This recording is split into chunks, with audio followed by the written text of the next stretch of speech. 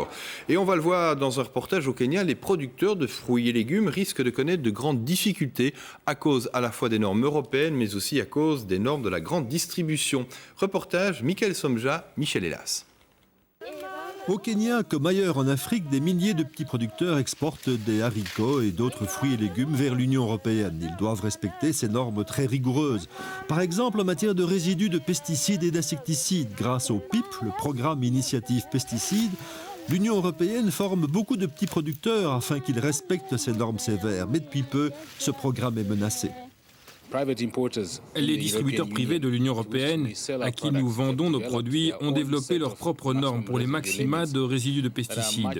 Leurs normes sont beaucoup plus strictes que les normes officielles européennes. Ça a comme conséquence que la plupart des pesticides et insecticides que nous sommes normalement autorisés à utiliser pour produire nos haricots, eh bien, on ne peut plus les utiliser ici dans les pays ACP.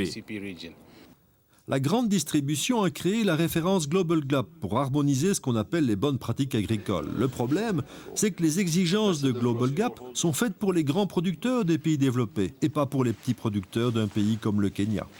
L'Union européenne, donc c'est la direction générale Sanco, santé consommateur, et protège le consommateur vraiment très bien en disant voilà sur tel produit il ne faut pas qu'il y ait un résidu qui dépasse cette limite. Elle contrôle, elle vérifie.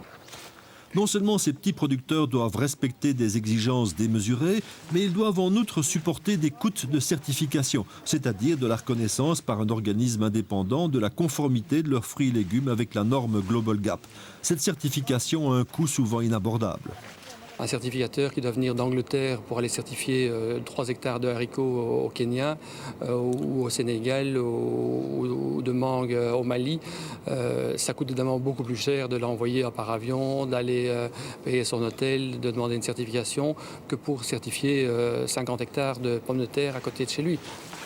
Global Gap est depuis peu conscient du problème. Il a lancé un groupe d'aide aux petits producteurs, mais certains d'entre eux ont déjà dû renoncer au marché européen, pourtant porteur de développement économique.